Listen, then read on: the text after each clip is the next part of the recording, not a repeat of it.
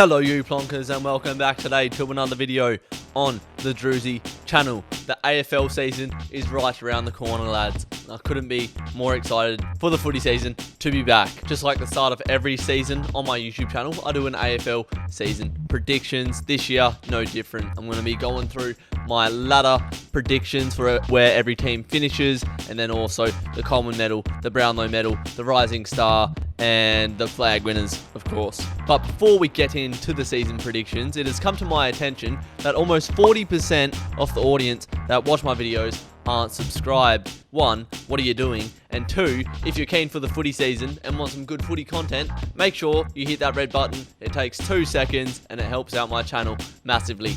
I'd like to preface this video by saying that my predictions are predictions, words before. That's what a prediction is. Don't come at me with angry comments until the season's done. Then you can abuse me. But until then, just get your comments down below of your predictions and I'll read through the comments and see what other people think. Make sure you leave a like rating, subscribe and comment as I've already said. Let's get into the video. Taking out the wooden spoon in season 2022, I believe it will be the Gold Coast Suns. Gold Coast have just been stinking it up ever since they've joined the league, to be honest. Let's not try to kid ourselves here. They finished 15th last season, I believe, right near the bottom, and Ben King's done an ACL. They really didn't show me much last year that I thought, you know what, Gold Coast are on the right path. They had a decent win against Richmond at one point, and Collingwood, but again, Collingwood weren't great last year anyway, so there was really nothing last year from Gold Coast that made me excited about them. Stewie Dew will be on the chopping block this year. I reckon he'll get sacked and Gold Coast will finish last. In 17th position, I have the Collingwood Magpies. It was a disappointing way for the season to go for Collingwood. They were touted by many to be right up in the finals picture again, as they had been in previous seasons, but the project failed with Buckley at the Pies. And I just think they're a little bit top heavy, the Pies. Obviously, you've got your Pendleburys, your DeGoeys, but we don't speak about him. Brodie Grundy, your Crisps, all, you know, the stars that have been there for a while. But you can't just have stars without, I don't know, the bloody spaces in between the stars. You need a good makeup, a solid list, and I just don't think their list depth is that great at Collingwood. It'll be a year of development for the Pies, the start of a new era under their new coach. And it'll be very interesting to see how the Dacos brothers get along. Obviously, Josh Dacos had a great breakout season. Now, brother Nick's in the league, and he's touted to be even better than his brother. It'll be interesting to see how those two click, but I think Collingwood will have a rebuild type season this year. In 16th place, I have the Adelaide Crows. After finishing last, if I'm not mistaken, in 2020, they were actually quite hard to beat last year. They beat Melbourne at home and also Geelong, so obviously they can compete with the best sides when they're up for it. They're still in a rebuild. They lack quite a lot of star power. Jordan Dawson was a great addition and he's going to bring them a lot of quality and some high pressure play, but Adelaide, you're still in a rebuild and I think you're going to linger in the bottom 4 again. In 15th place, I have the North Melbourne Kangaroos. Even though North finished bottom last year, I actually liked how they competed, and this might sound stupid because they got battered just about every week, but I just like the intent that they play with. There's times in games where they can just turn it on, and I like it. I like what I'm seeing down at the Kangaroo Land. I think their rebuild's actually coming along quite nicely. Even though they finished last season, I expect them to climb up to 15th, and wouldn't be surprised if they climbed up further. LDU's improving. Cam Zurhaar is becoming the player that we expected him to, and Nick Larkey's kicking goals as well, so you got a reliable goal scorer up front. They've just added the #1 pick in Horn Francis into that mix as well. You'll see North will pop up for upsets all season. The rebuild is a thumbs up for me so far. I reckon the Roos will finish 15th and will be a good side to watch this year. Another team who I think is on the up is Hawthorn. I'm going to have them finishing in 14th. A lot of people are writing them off given that they've ditched Clarkson off and they're sort of in that post-premiership era of a rebuild. But I think Hawthorn are very, very well drilled, to be honest. Josh Ward, who they acquired in the draft as well, I think he suits the Hawthorn style very well. A very precise, accurate kick. Just fits in with that possession-based chip kick style that Hawthorn play. They beat the Lions and the Bulldogs. They drew with Richmond and Melbourne, and then they lost one in their last 5 of the season. So when you're competing with 2 premiers to get a draw, and then you're beating the Lions and the Bulldogs, you know clowns, are ya? That doesn't happen by mistake. I reckon Hawthorn could surprise a lot of people this year. I've put them 14th, but I wouldn't be surprised if they finished a lot higher. In 13th place, I have the West Coast Eagles. West Coast last year had a stinking year by their standards, much to my happiness. But it was just like an uphill battle all year for West Coast. They just couldn't get into their groove at all. Kept getting stunted by little injuries here and there. And they just couldn't get their season rolling. It was like they were trying to drive up an uphill road with no friction on their tyres. And it was just spinning, and slowly going downhill. And hopefully that continues. They lost to North Melbourne at home, who were bottom of the ladder. They lost to St Kilda after being like 6 goals ahead, and then obviously they dropped the Derby for the first time since 2015. So I wouldn't be surprised if this year we see the shift from the state being blue and yellow, and then you blend the blue and yellow and it becomes purple. Basically, I think Freo will be better than West Coast this year for the foreseeable future as well. Get in. It's definitely a sink or swim season for West Coast this year. With their aging list, Jack Darling obviously going to be out for this season. I just think the way that they're going down. I don't see how they can turn around what was such a stinking season last year when you consider that all their best players are aging, they're past their prime, and their young talent is good, but there's not much of it. So I think West Coast will finish 13th and Dockers will finish above them. Ha, ha, ha. Could be wrong though. Come mug me off if I'm wrong later in the season. Coming in at 12th, I have Carlton. Already the dislikes are raining in and the abusive Carlton fans are getting in the comments. Hold on a second. Every season, out of any club, Carlton fans give me more stick for predicting them wherever they're going to finish. And I'm pretty sure I've been pretty close every time. I get that you're a massive club with massive expectations, with stars on your list.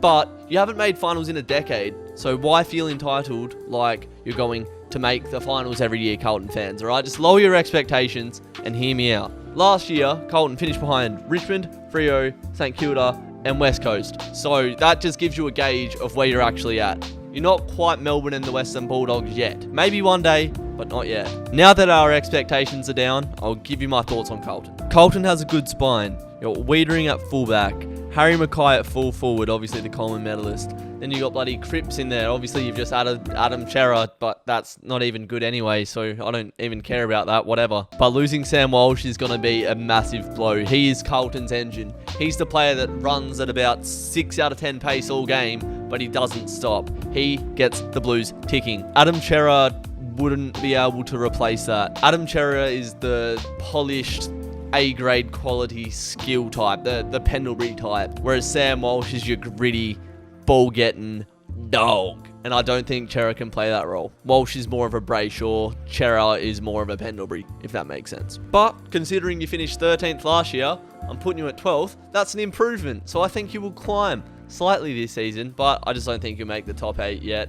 Just keep slowly improving, just like Freo. You're behind us, but that doesn't matter. You beat us every year anyway, and it makes me very sad. In 11th, I have the Richmond Tigers. You can just tell Richmond had a bit of a 3-flag hangover at the start of 2021. Obviously, all their pre-seasons are pushed back every year because you're playing the entire season to the last game. For whatever reason, they couldn't get their premiership footy and play it again. I suppose when you're the top dog, you're being chased. Maybe they just thought they could do the same thing again and they'd be up there, but they weren't. And I think the injury to Dusty come at a very critical time in their season. It was that game against Brisbane, which they went on to win, but I think Dusty going out was just a very unfortunate time. Probably could have made finals last year, but you didn't, and I don't think you will this year either. Obviously, your list is aging, as is every list, but that premiership core of players is rather retired or pretty close to retiring. And the young talent, I don't think, is quite yet good enough to carry the team into finals. And you're seeing new Richmond players play just about every week. Lots more debutants compared to a few years ago in their premiership years. You can never write off the Tigers though, as we've seen in previous years, but I reckon they are slowly on a decline. Their premiership years are done. It was lots of fun, but see you later. There's boys coming up from under you, and we'll swap places. Bask in your glory whilst we strive for glory. Thank you very much. In 10th place, I have St Kilda. St Kilda for me are one of the most bipolar teams in the competition. They'd have these games where they'd play great, like that comeback win against West Coast, the win against Brisbane, and the win against Sydney. But then just absolutely diabolical train crashes of games like against Carlton and Adelaide as well. This season is a make or break season for Brett Ratton. I don't know if St Kilda are going to make it or break it, so I'll put them exactly where they finished last year, in 10th. Alright, in 9th and just missing out on the finals, I'm going to put the Essendon Bombers. Now, obviously, Essendon finished 8th last season, so their fans will expecting them to go up to win the premiership flag. But Freo could have slipped into the top 8 last season, although temporarily on the last game if we beat St Kilda, right? So let's just say, even though we played diabolically, that we beat St Kilda and we moved up into the top 8. I know this is a lot of ifs and buts. When we played Essendon, it was up there with one of the worst games that Freo played last season from a fan's perspective. And Essendon only just beat us. Obviously, that wouldn't have been Essendon's best as well. For them to struggle to beat Freo at our worst, I think just shows that our ceiling is higher than Essendon's at the moment. I think we're pretty neck and neck. I think Freo have more potential given that our list is younger. I think our best is better than Essendon's best, is basically what I'm saying. I'm removing Essendon from the 8 and putting them in 9th. That's my logic behind it. Other than the win against the Bulldogs last year, I think Essendon pretty much won every game that they were expected to win and lost every game that they were expected to lose. Analysis. But yeah, this is a tough one. Obviously, the top 8, you can only fit 8 teams in. I reckon Essendon are just there or thereabouts, ready to jump into the 8 again. But I just simply rate the top 8 better than Essendon. So sorry, Bombers fans. I know that you've been a bit stiff there. Come at me at the end of the season. Not just yet. Coming in at the 8th position, I have the Fremantle Dockers. We're 2 years into the Justin Longmuir project now, and a lot of people are tipping us to make finals. And as a Freo fan who's been through the highs and lows, been a member since I was 4, I can assure you that nothing is certain. And even though lots of people are saying Freo for the top 8, I am still very 50-50. But I'm going to have to back the boys in to make the top 8 for the first time since 2015. The trouble we had last year was with our consistency. We'd play 1 week, we'd be really good, and then the next week we wouldn't show up. If we can bring that good footy every week and remain somewhat injury-free, I think we can make the top 8. Particularly defensively, we always seem to have injuries. With the addition of Jordan Clark, chuck him on the right half-back flank. Hayden Young, if he can stay fit and healthy, which I really hope he can, him on the left half-back flank. You got Brendan Cox in the middle, Alex Pearce at fullback, Luke Ryan, and then like an Ethan Hughes or anyone else, Joel Hamling, something like that. That is a stacked back line that lots of teams are going to have issues penetrating. Obviously, we lost Adam Chera, and he's irreplaceable, and he took a spot out of my heart. But we've replaced him with Will Brodie, who seems like he's ready to rejuvenate his career. And we've also got Matt Johnson in the draft. So he's a similar sort of mover, similar size, similar type player to Adam Chera. And then also in the draft, we got Jai Amos, a sharp shooting forward that can take a good grab, which we've been crying out for years. And Neil Erasmus as well, that sort of Petrarca type player that can play forward and midfield. I know I'm just talking about the draftees that we've got this year, but going forward, our future is looking gravy. Caleb Sarong is an absolute gun. Andy Brayshaw, future Brownlow medalist for me. Sarong's literally like 20 or 21 and he's already in the leadership group. It shows the direction that the club's going. The club culture seems to be trending in a good direction for the first time in a while. So it's good times to be a Dockers fan. We're on the up, and I think maybe, potentially, we make the top 8. In 7th place, I have the GWS Giants. I reckon GWS's best football is just about as good as anyone's football in the AFL. Last season, in the last 5 rounds, they won 4 games. So they got a good string of consistent footy happening. They had a pretty stinky start to the 2021 season, but once they got the ball rolling, they were hard to beat. So if they can get that ball rolling earlier, they could really cement themselves in the top 8. They could potentially get top 4. I really rate GWS. I reckon they'll be a lock for finals this year. In 6th place, I have the Geelong Cats. I don't know what happened to the Cats last year. They seem to have run out of legs. That win against GWS in the semi-final was a win, but it was unconvincing. And then obviously they show up the next week and just get absolutely battered by Melbourne. Bit of a strange way for the Cats to finish 2021, I thought, because they were up there for one of the best sides in the comp at their best at some points last season, but they just had times where they could just turn off. Everyone knows the caliber of the Cats and the list quality that they have, but surely they would have won a flag by now. 2020, they were in the grand final. 2021, they were in a prelim. Have the Cats peaked? That is my question for you to get down in the comments. Have the Cats peaked, or can they make another run for the flag? How have they still not won a flag? If they don't win a flag, they must be one of the best sides ever, probably since Geelong in the 90s, to not win a flag. I reckon there's a lot of pressure on Chris Scott this year to win a flag, given the list quality that they have. They've been known to play quite a slow, gritty, contested style of footy in the last few years, and when you're playing top quality sides that use the run and spread, like the Bulldogs, like the Melbourne Demons, it clearly doesn't work in today's AFL. So without a drastic strategic switch up in Geelong's game style, I don't see them winning the flag, and I see them going down. But obviously the Cats are always going to be up there, so you can't write them out. In 5th position, and just missing out on the top 4, I have the Port Adelaide Power. Port will be very strong and hard to beat again. Even though this is a fall down the ladder, I think they're just going to be the classic Port Adelaide that everyone knows. And adding Jeremy Finlayson, I think it's going to be dangerous. It's going to free up Charlie Dixon more, and he's a potent forward, Jeremy Finlayson, top quality. Port are definitely a home dominant side. They can beat just about any team other than the Bulldogs and Melbourne at their home ground. It's just that those away trips that you worry about for the Power. You know, the Lions away, the Sydney away. You know, they're a young side, obviously, still, and they're doing very well for a young side. But that consistency away from home in the big games needs a lift, I believe. This is a bit of a slip for them, I understand, and I apologise to all Port fans at home. I just simply rate the 4 teams above them higher. So, I'm sorry, but the average age of the Port Adelaide list, like, they are in a good spot for sustained success. So, I'm not saying that Port are going to be on a decline for the next however many years. They're going to be in the top 8 for the next 5 years, I'd say.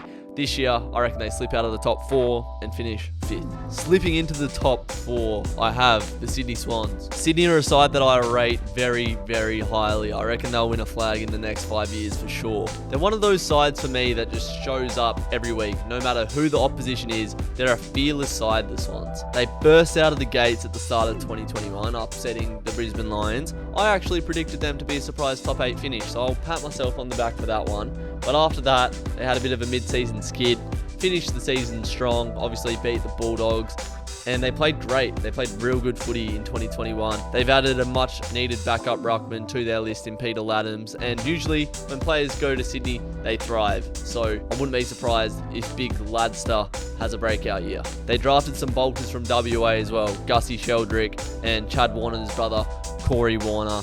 2 underrated players. They're going to be guns. I'll be keeping a keen eye out on those young lads. And Logan McDonald as well. We didn't see too much of last year. So hopefully those 3 WA boys can stake their claim in the Sydney side. But the Bloods, they have championship DNA. They've been there before, done that. They've been in so many grand finals in my time of watching football. And they've got the star power that everyone knows about that's still there. Kennedy's still doing a madness. Parker's still in there. Mills, Heaney, the list goes on. The Swans are class, and they're going to be a hard side for any team to beat in 2022. In 3rd position, I have the Brisbane Lions. The Lions have been improving year after year for about 5-6 years now, and this year won't be any different. Their midfield is electric, their defence is strong, and their forwards are potent. Overall, they have a youthful list, and they're going to be primed for long success, much like the Power. They just fell short of the grand final in 2020, losing at home to the Cats. They lost by 1 point to the Western Bulldogs, who would go on to play in the grand final. So you know they're there or thereabouts. They're just about grand final quality. Grand final winner quality, question mark. But this year, they'll be back better than ever. And I reckon they could be a potential grand finalist this year, the Lions. I think they might be able to take the step up to the grand final. Will they win it? Find out when I say who wins the grand final at the end of the video. Just keep watching. In 2nd place, I have the Melbourne Demons. The D's are going to be right up there again. Obviously, they were minor and major premiers last season, but being chased is harder than chasing. The makeup of their success last year was the players knew their role very well. They knew their game plan to a T, but also they had a very good run with injuries last season. Only Adam Tomlinson got like a real bad injury. That was an ACL, it was an impact. You can't stop that. But they had the best S&C/high performance coach in the world in Darren Burgess. He's now moved on to Adelaide. So if you see Melbourne get a lot more injuries, I wouldn't be surprised if this plays a factor. Could Melbourne replicate the season that they had last year and remain just about injury free and really fit without one of the best strength and conditioning coaches in the world?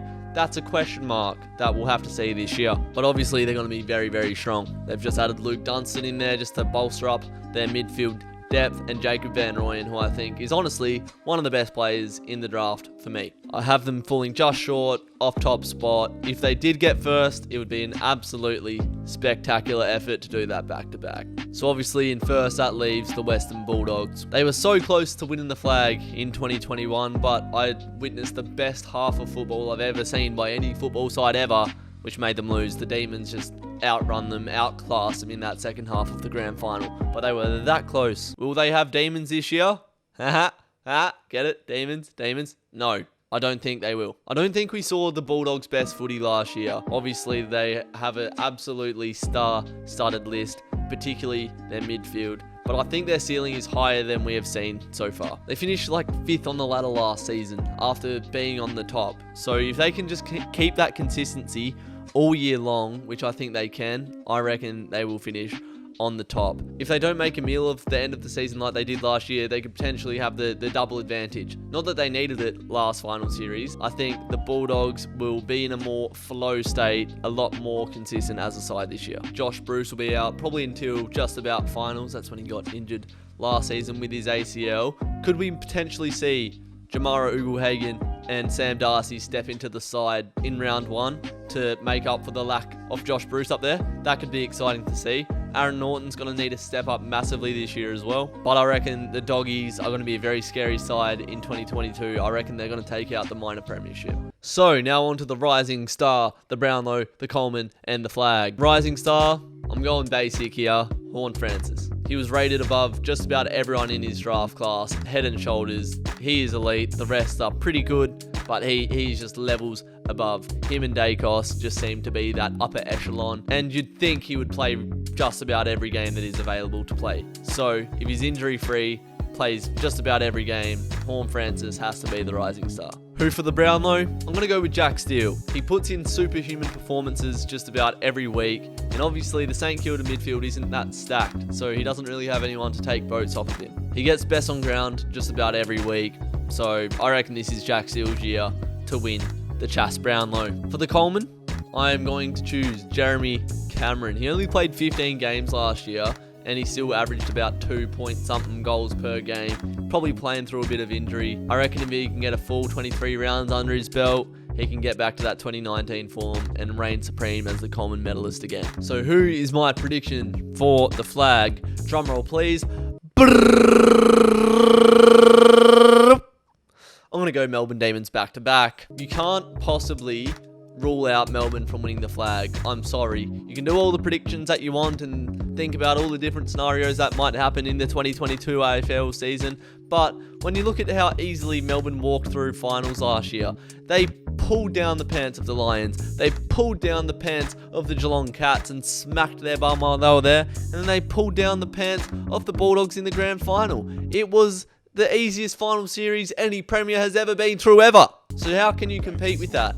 Every player knows their role perfectly. Obviously, it's harder to go back to back and win the second premiership than it is to win the first. But their list isn't even in their prime yet. I think Melbourne have the perfect mix of youth in your Luke Jackson, Cozzy Pickett's, even your role players like your Bowies and whatnot. But your more experienced players are just sort of turning 30. Your Stephen Mays, your Jake Levers. There's no real old players in this side. Petrarca and Oliver's ceiling still hasn't even been touched yet. They're still pretty young. So for that reason, I think the Melbourne Demons will win the 2022 AFL Premiership. And that's going to wrap it up for today. So let me know down below in the comments what your predictions are for the ladder and also for the medals as well. And the Premiership. If you enjoyed the video, please drop a like, subscribe if you're new. It supports the channel more than you know. If you came for footy season, drop a comment below. Let's get the Druzy channel back up alive and running. And I'll see you in the next video. Take care, you plonkers.